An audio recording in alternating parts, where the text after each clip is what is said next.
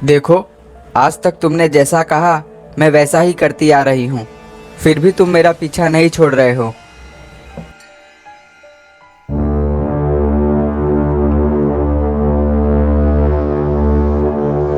तुम्हें लगता है कि तुम्हारे पास और कोई रास्ता है? तुम मेरे हाथ की कठपुतली हो। मैं तुमसे जो चाहूं वो करवा सकता हूं। और खबरदार, अगर तुमने ये बात अपने पति को बताई तो, वरना तुम्हारा अंजाम क्या होगा ये तुम अच्छी तरह से जानती हो।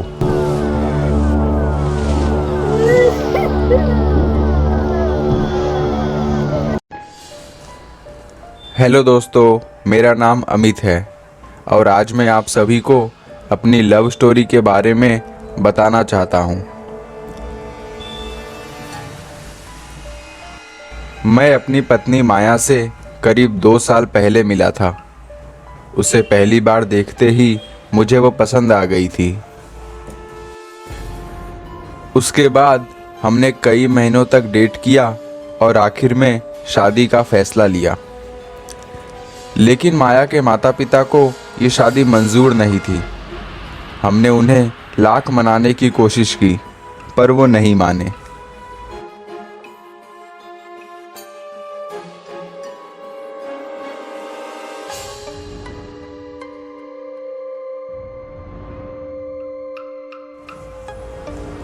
और आखिर में माया ने भी अपने माता पिता की मंजूरी के बिना शादी करने से मना कर दिया और हमारी लव स्टोरी पर फुल स्टॉप लग गया।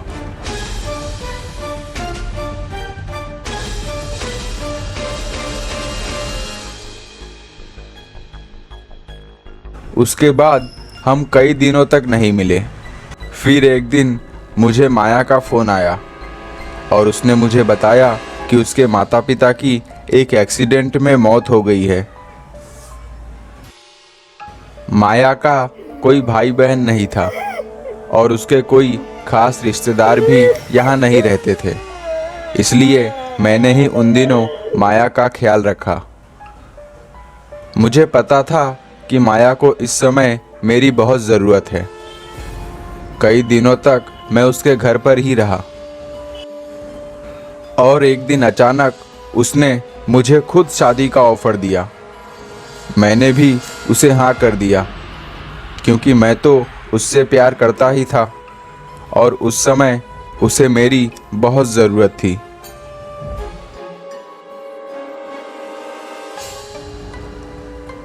आखिर मेरे अलावा उसका और कोई था भी तो नहीं। उसके बाद हम दोनों ने शादी कर ली और खुशी खुशी साथ में रहने लगे। माया मुझसे बहुत प्यार करती है। मेरे मना करने के बाद भी उसने अपनी सारी प्रॉपर्टी मेरे नाम कर दी। मैं और माया एक दूसरे से इतना प्यार करते हैं कि हम बिना बोले ही एक दूसरे के मन की बात समझ जाते हैं। मैं जो भी उससे करवाना चाहता हूँ वो मेरे बिना बोले ही वैसा कर देती है और मैं भी उसका बहुत ख्याल रखता हूँ। उसे किसी चीज़ की कोई कमी नहीं होने देता। आखिर उससे इतना प्यार जो करता हूँ, इसलिए ही शायद हमारे प्यार की जीत हुई और इतनी मुश्किलों के बाद भी हमारी शादी हुई और हम खुशी खुशी साथ रहते हैं। अरे हाँ, मैं आपको इसके बारे में तो बताना भूल ही गया। हमारी ज़िंदगी को खुशहाल बनाने में इसका भी बहुत बड़ा हाथ है। दरअसल मुझे बचपन से ही काले जादू और मंत्र तंत्र का बहुत शौक रहा है। मैंने कई तांत्रिकों से आत्माओं को वश में करना और उनसे अपना काम करवाना भी सीखा है और उन्हीं शक्तियों के ज़रिए मैंने इस आत्मा को अपने वश में करके अपने सारे काम करवाए। जैसे माया के माता पिता का एक्सीडेंट, उसका मुझसे शादी करना, उसका अपनी सारी प्रॉपर्टी मेरे नाम करना और भी बहुत कुछ। मेरे पास और कोई रास्ता नहीं बचा था। माया ने मुझसे शादी करने के लिए साफ मना कर दिया था और मैं सच्चे प्यार को हारते हुए नहीं देख सकता था। अच्छा सुनो, बहुत दिनों से मैं कहीं घूमने नहीं गया, तुम जाकर बंदोबस्त करो।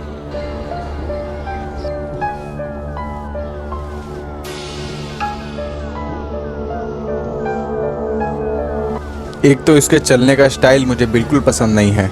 वैसे इन आत्माओं से काम करवाना इतना भी आसान नहीं है। अगर इन्हें थोड़ा भी मौका मिले तो ये पहले आप ही की जान लेंगे। सुनो, हम बहुत दिनों से कहीं घूमने नहीं गए, कहीं चलते हैं घूमने।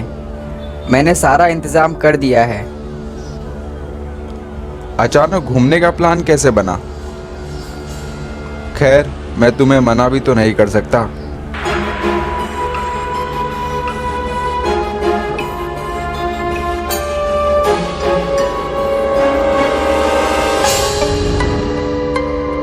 मैंने कहा था ना कि हम एक दूसरे से इतना प्यार करते हैं कि बिना बोले ही एक दूसरे की मन की बात समझ जाते हैं।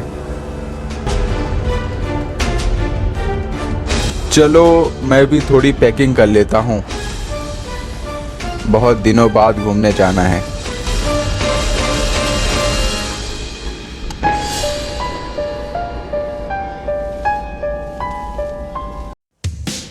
हेलो दोस्तों, अगर आपको वीडियो अच्छी लगी तो इसे लाइक करें, शेयर करें और चैनल को सब्सक्राइब करें और बेल आइकन को दबाना ना भूलें। मिलते हैं आपसे अगली वीडियो में।